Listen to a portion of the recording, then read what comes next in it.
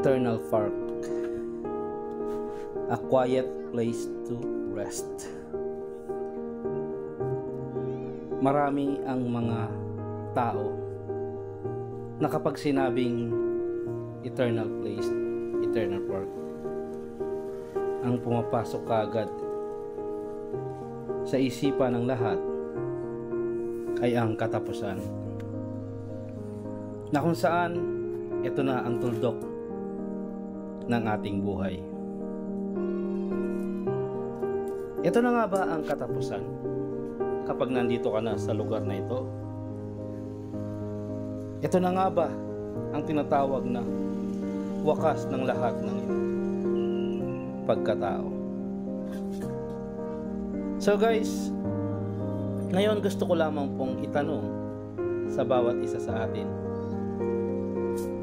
may buhay nga ba pagkatapos ng kamatayan? So marahil yan ay isa rin sa mga tanong ng mga taong nabubuhay sa ibabaw ng mundo, sapagkat wala pang nagbibigay patotoo na may buhay pagkatapos ng kamatayan. Kinatatakutan? Oo. Lalo na sa sarili mo ay hindi ka handa upang humarap sa katapusan ng buhay. Pero kung naniniwala ka na may buhay pagkatapos ng kamatayan, maaaring hindi ka matatakot, bagkus ay may excite ka, sapagkat ika nga, kung ikaw ay isang mabuting nilalang, alam mo kung saan ang iyong patutungo pagkatapos ng buhay dito sa lupa. Sapagkat sinasabing kapag mabuting tao ka, naghihintay sa iyo ang Ama sa langit.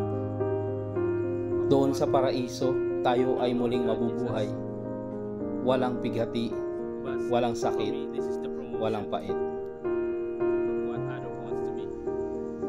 Gaano katotoo ang mga talatang ito? Gaano katotoo ang mga katagang ito? Pero naniniwala ako,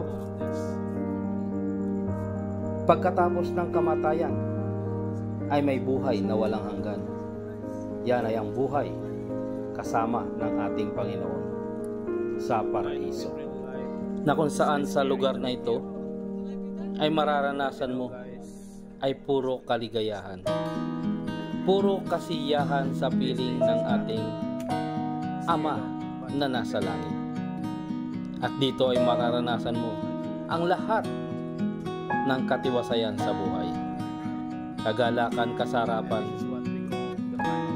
at kapanatagan. Lahat ay nandirito, na kung saan walang puwang ang pagdurusa, walang puwang ang kasakitan.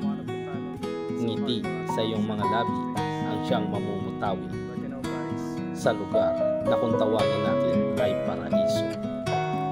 Maging sa mga taong nandirito ngayon na naghahatid sa ating mahal na kapatid sa kanyang tinatawag na a quiet place to rest. Ang inyong lingkod, The Finest, ay nagtanong sa mga taong nandirito upang marinig natin sa kanilang paniniwala. Bakit nga ba sila nandirito?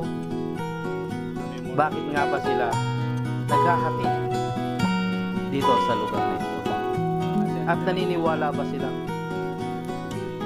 pagkatapos ng lugar na ito ay may patutunguhan pa ang isang lugar? Well, wala tayong nakuha isang sagot na kaaya-aya, sapagkat sa sarili nila, sila mismo ay hindi sigurado kung ano ang patutunguhan ng isang tao pagkatapos ihatid dito sa lugar na ito. May mga iilan ginagawang biro ang bawat tanong na itinatanong ng inyong lingkod. May mga ilan naman na nangahas, na tumugon sa aking mga ibinabagong talong sa kanila. Sapagkat ako mismo sa sarili ko guys, nagtatanong, may buhay nga ba pagkatapos ng kamatayan?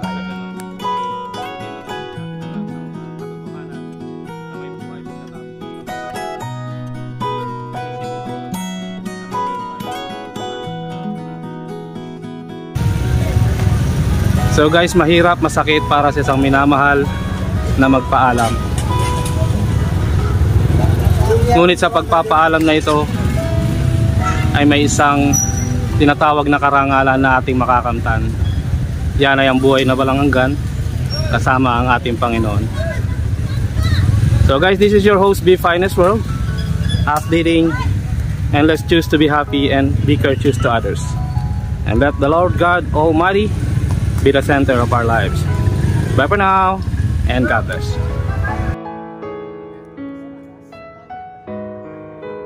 Dapat nga bang katakutan ng kamatayan? So guys, marami ang nagsasabi na ito na yung wakas. Ito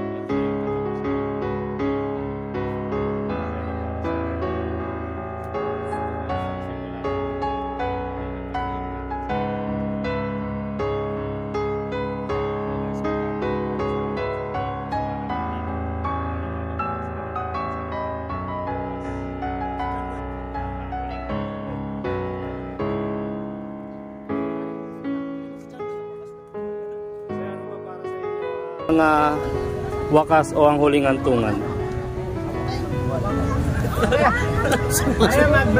So inisnag tayo guys, hindi ko maintindihan kung bakit. Hello.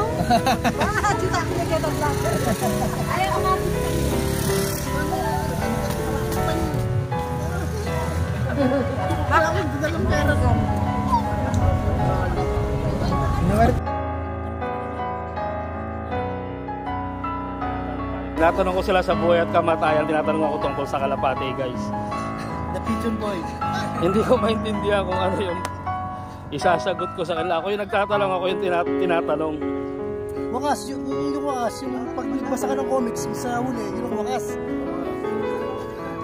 So guys, wala tayong makukuha matinong sagot sa mga taong ito.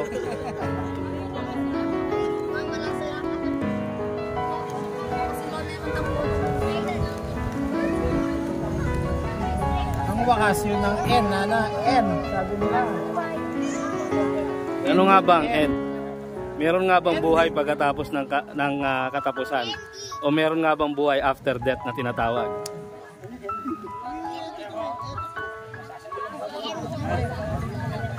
Kita nyo guys, pagka may katuturan yung tinatanong ko, tumatahimik. Kapag ka nagtatanong sila ako, sumasagot ka agad. Walang kwentang mga kausap itong mga taon to.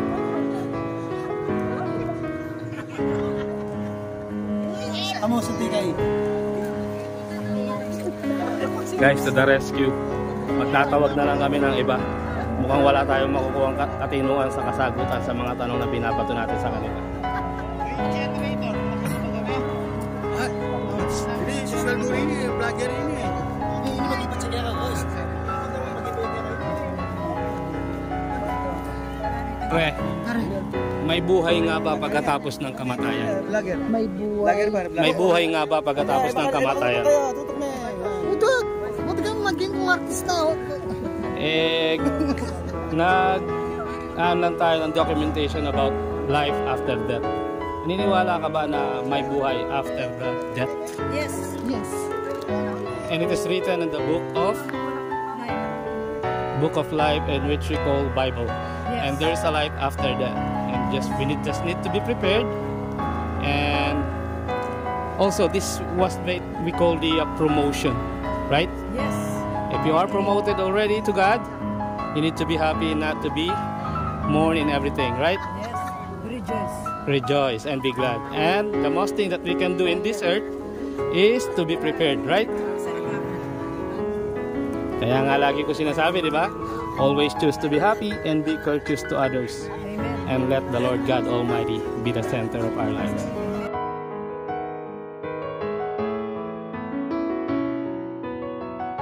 Bigan, kapatid, na kung saan ay kadugtong ng pusod ko yan.